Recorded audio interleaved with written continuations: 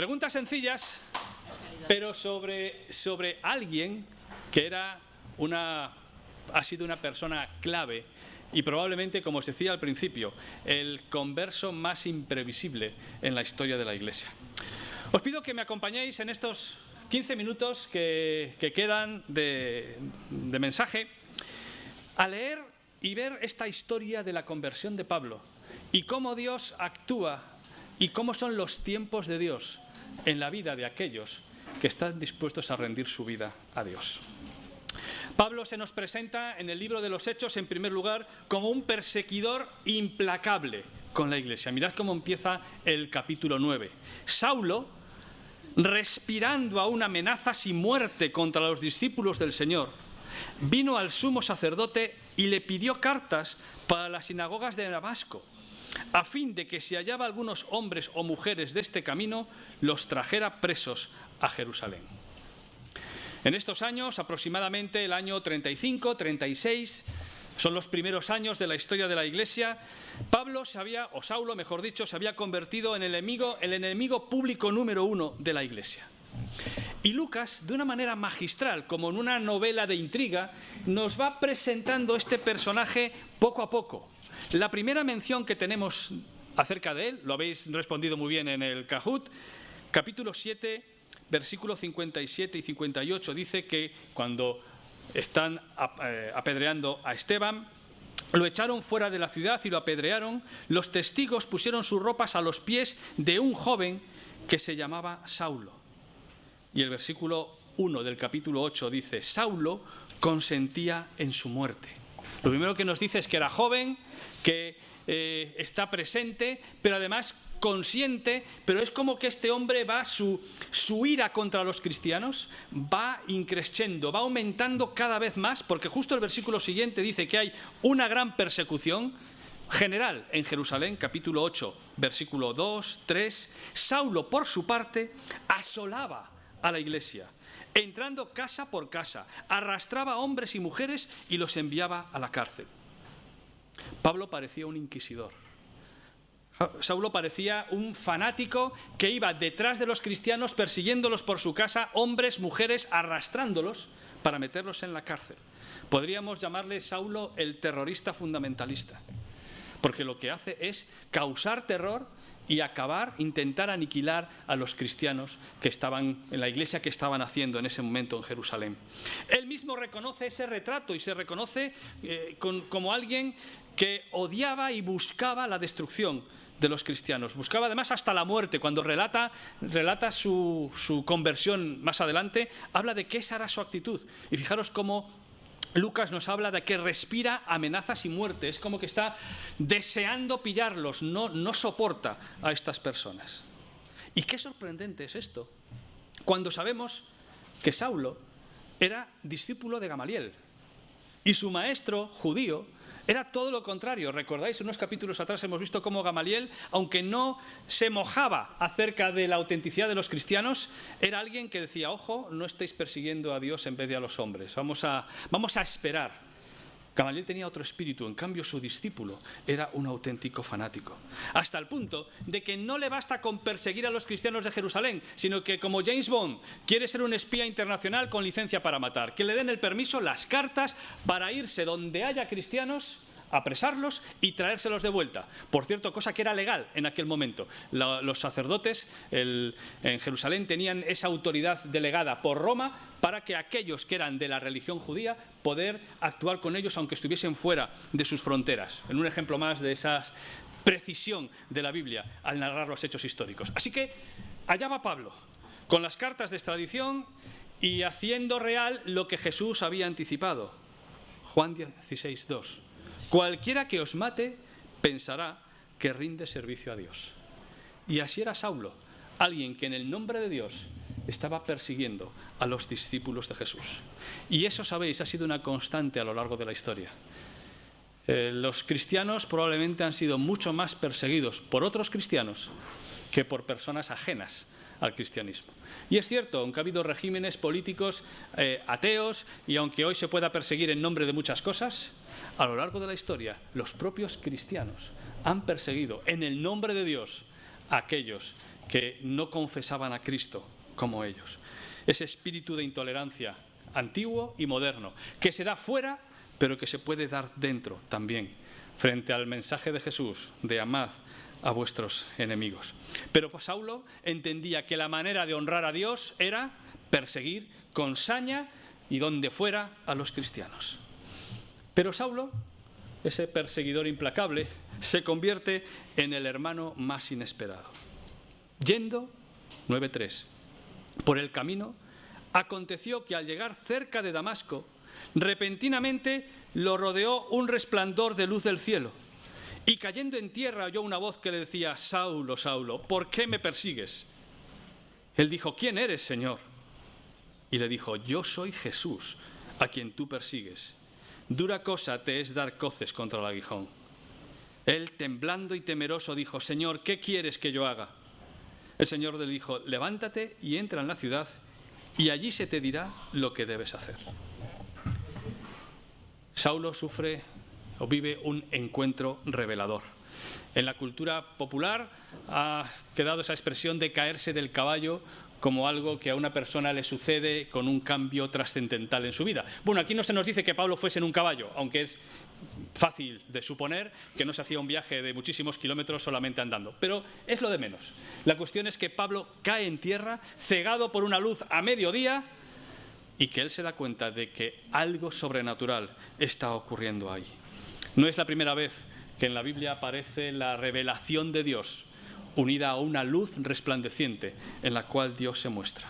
Y ahí la voz es clara, directa y produce un auténtico shock en Saulo. Yo soy Jesús y me estás persiguiendo. Y fijaros que Saulo no perseguía directamente a Jesús. Saulo estaba persiguiendo a los seguidores de Jesús, pero fijaros esa identificación entre Jesús y sus seguidores. Otras traducciones, esta palabra, esta frase de dar coces contra el aguijón, la traducen de una manera más coloquial. ¿Qué sacas con darte de cabezazos contra la pared? ¿De qué te vale estar dándote esos golpes contra algo que tú no puedes acabar? Y sabéis, en este momento, Saulo hace dos preguntas que cambian su vida. La primera: ¿quién eres? La segunda: ¿qué quieres?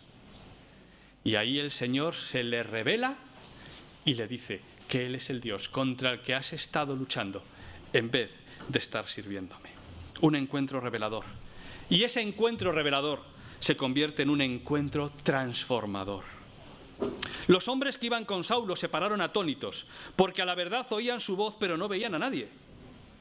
Entonces Saulo se levantó del suelo y abriendo los ojos no veía a nadie.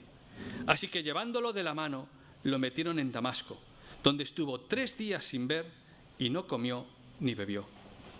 Había entonces en Damasco un discípulo llamado Ananías, a quien el Señor dijo en visión: Ananías. Y él respondió: heme aquí, Señor.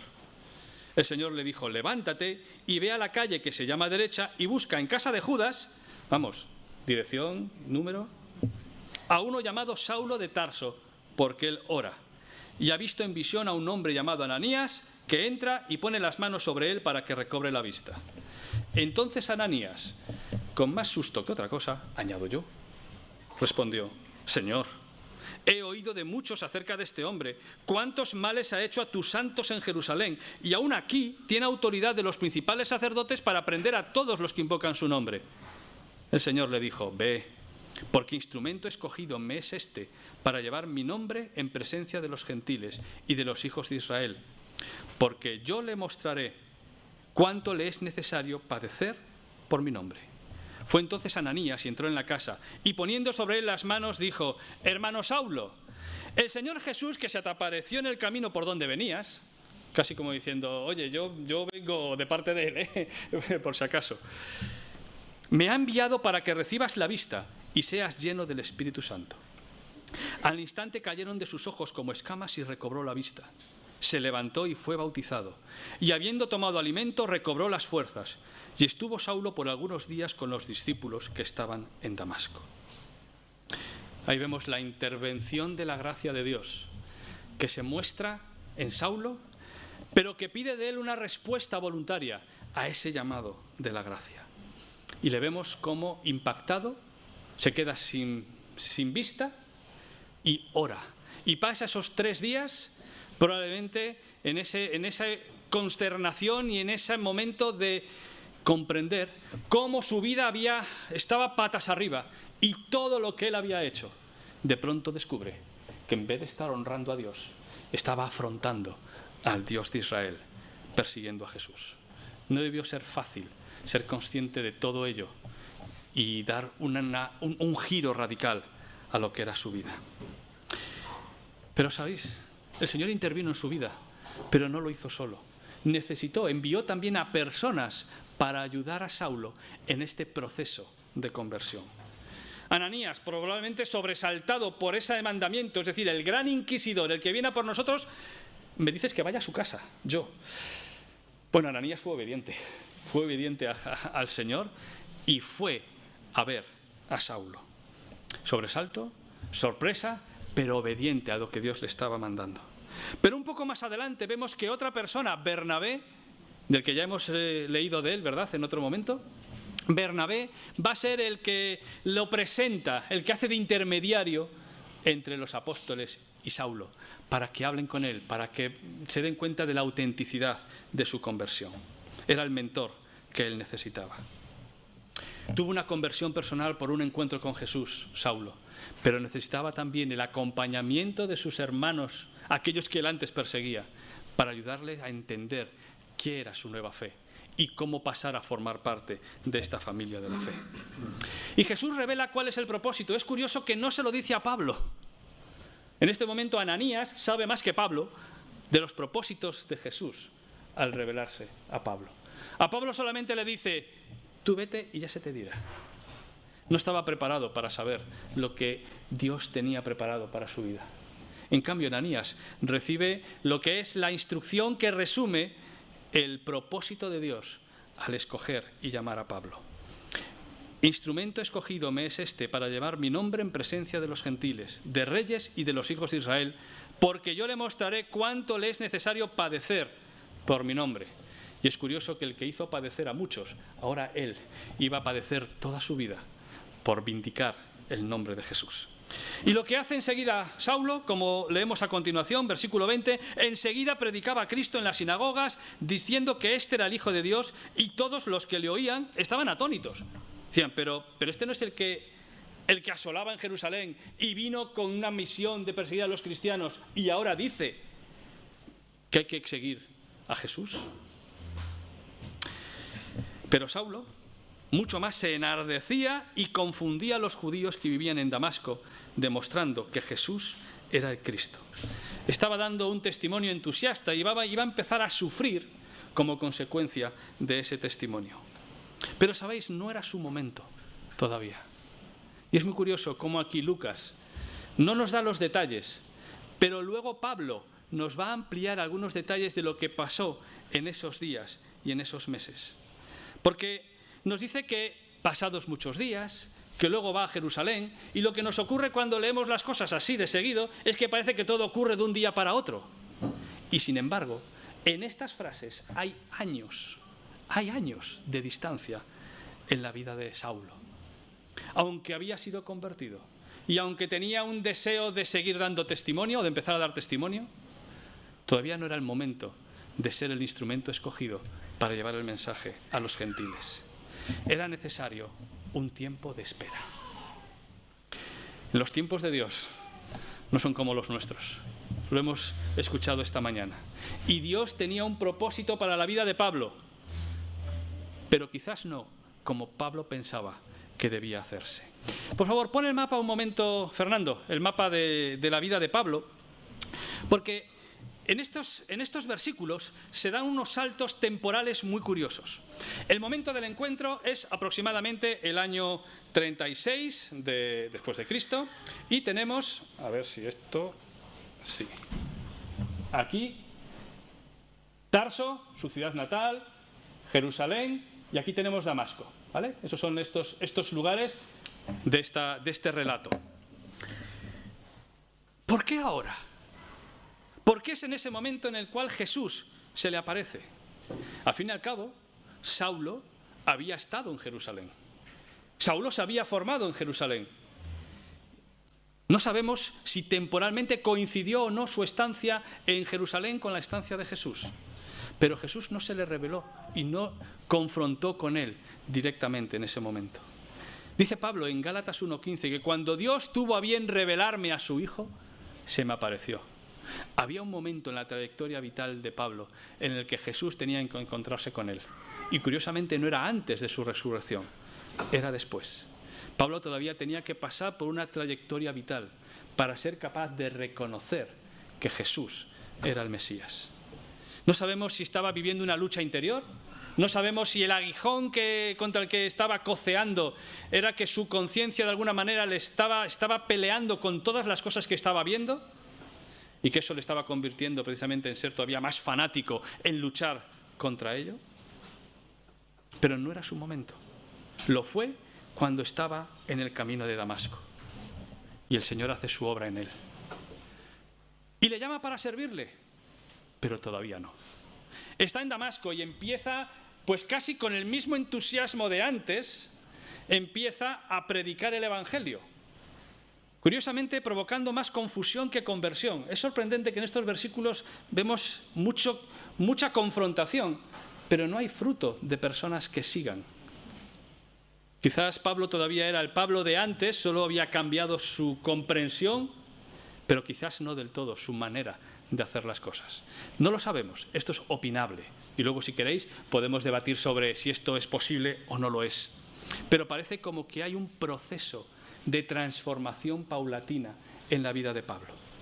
Cuando el versículo 23 dice pasados muchos días, son 3 años.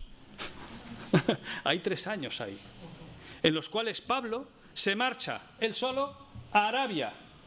Esta es la zona. Qué curioso. Esta zona, ¿sabéis lo que hay aquí? Sinaí. No sabemos si fue a Sinaí o no, pero es curioso que tuvo que retirarse a un lugar desierto, a un lugar apartado, para empezar también a procesar todo lo que había ocurrido en su vida. Regresa, pasado esos 3 años, regresa a Damasco y es cuando vuelve otra vez toda esa oposición, todo ese problema, y entonces, versículo 26, dice que cuando llega a Jerusalén trataba de juntarse con los discípulos, pero todos le tenían miedo, no creyendo que fuera discípulo. Sí, habían pasado varios años, no saben qué ha pasado con él, dicen que, pero cualquiera sabe. Entonces Bernabé, tomándolo, lo trajo a los apóstoles y les contó cómo Saulo había visto en el camino al Señor, el cual le había hablado, y cómo en Damasco había hablado valerosamente en el nombre de Jesús. Con la mediación de Bernabé, Pedro y Santiago reciben a Pablo y está con ellos un par de semanas, donde se establece esa confianza y donde se dan cuenta de que ese antiguo perseguidor es ahora un discípulo de Jesús. Y en Jerusalén vuelve la oposición. Fijaros, versículo 28, estaba con ellos en Jerusalén, entraba y salía. En Gálatas 1, 17 y 18 tenemos el detalle de lo que él cuenta, de cómo estuvo ahí esas 2 semanas. Y hablaba con valentía en el nombre del Señor y discutía con los griegos, pero estos intentaban matarlo. Cuando supieron esto los hermanos, lo llevaron hasta Cesarea y lo enviaron a Tarso. Parece que donde iba Pablo se montaba el lío, porque toda esa capacidad de entusiasmo lo que provocaba era que los judíos reaccionaban. Y yo no sé si los apóstoles, solo por proteger a Pablo o porque la situación se estaba poniendo complicada, dicen, mira, mejor a casa. Y lo devuelven a Tarso. Y sabéis, pasa allí años, en Tarso, en la zona. Parece que es en esa época cuando Dios le revela todavía más cosas acerca de quién es Jesús. Quizás necesitaba un tiempo de madurez, un tiempo de transformación personal, y pasa años anónimamente en Tarso. No es hasta 10 años después. Y fijaros, como os digo, aquí cuando uno lo lee parece que es que pasa rápido. No es sino 10 años después, cuando ya, de nuevo, de la mano de Bernabé, Dios llama a Saulo, ya a Pablo, para ser su enviado, y empiezan esos viajes misioneros que hacen que el cristianismo se extiende. Pero ¿os dais cuenta cómo opera Dios? No fue que lo transformó hoy y mañana estaba haciendo los viajes misioneros. tuvo que pasar el propio Pablo un proceso personal. Primero hasta llegar al momento de conocer a Jesús y después para ser un instrumento útil en las manos de Jesús. Dios se tomó su tiempo con Pablo, ¿pero acaso no se lo tomó con Abraham? ¿Y qué me decís de Moisés? Llamado para ser líder, pero no empezó bien y tuvo que pasar otros 40 años aprendiendo en el desierto a ser el tipo de pastor que Dios necesitaba para su pueblo. ¿Y Pedro, el gran apóstol? ¿Y tú? ¿Y yo? ¿Cuánto tiempo se toma el Señor? ¿Y cómo nos llama por nuestro nombre para ir preparándonos para el plan que Él tiene para nuestras vidas? Porque no seremos Pablo, claro que no, cada uno somos llamados a lo que Dios quiere. Pero podemos ser un Bernabé, podemos ser un Ananías que simplemente acompaña a alguien. Podemos ser aquello que Dios quiere que seamos para su gloria y para su iglesia. Mientras tanto, Pablo se queda en el anonimato en este capítulo 9 del libro de los Hechos. Dice que las iglesias tenían paz por toda Judea, Galilea y Samaria. Eran edificadas andando en el Señor del temor y se acrecentaban fortalecidas por el Espíritu Santo. Y vemos cómo a través de Pedro se siguen produciendo fenómenos que demuestran el poder de Dios en medio de su iglesia, con la curación de Eneas o la resurrección de Dorcas o Tabita. Y se está preparando ya el próximo momento cumbre en la historia de la iglesia, porque resulta que Pedro está en Jope, en una ciudad donde un gentil, un soldado, Cornelio, va a ser también el que inaugure el crecimiento de la iglesia hacia los gentiles. Pero eso lo veremos la próxima semana. Pero fijaros cómo Dios va obrando en la historia, en la vida de las personas, para llevar a cabo su misión. ¿En qué momento de tu vida estás? Quizás no estás siguiendo un camino contrario a Jesús, ni estás dando coces contra la revelación de Dios. Pero ¿en qué momento de tu vida estás en cuanto a decisiones, en cuanto a la aceptación de la voluntad de Dios para tu vida? Quizás eres un creyente contrariado por las circunstancias y que no entiendes lo que Dios permite en tu vida. No des coces, no te des de cabezazos contra la pared. Busca al Señor y pregúntale: ¿quién eres, Señor? Porque la primera pregunta crucial en nuestras vidas es la de reconocer quién es el Señor de nuestras vidas. Y si todavía no has confesado a Jesús como tu Salvador, si sigues de espaldas al Señor del universo, al Creador, al Redentor, deja de luchar contra aquello que solo te puede herir. Busca al Señor, acepta su voz, pregúntale: ¿quién eres, Señor? Pero la segunda pregunta es igual de importante: ¿qué quieres de mí? Porque Dios tiene un propósito para cada uno de nosotros. Cada persona somos distintas, cada persona podemos tener un llamado, una función, pero todos el Señor tiene un plan para nosotros. Y todos podemos decir: Señor, ¿qué quieres que haga? Y da igual si estás entrando en la jubilación, o acabas de tener hijos, o estás a punto de alcanzar tu primer trabajo, o estás buscando trabajo, o necesitas que se resuelvan los papeles. En cualquier circunstancia, ¿qué quieres? ¿Qué quieres de mí, Señor, en el lugar en el que estoy? Pablo, Saulo, se encontró con Jesús, rindió su vida y Jesús transformó su vida para bendición de muchos. Ojalá nosotros también le digamos al Señor: ¿qué quieres que haga? Y rindamos nuestras vidas para que Él nos transforme y seamos agentes de su reino en el lugar en el que estamos. Que así sea.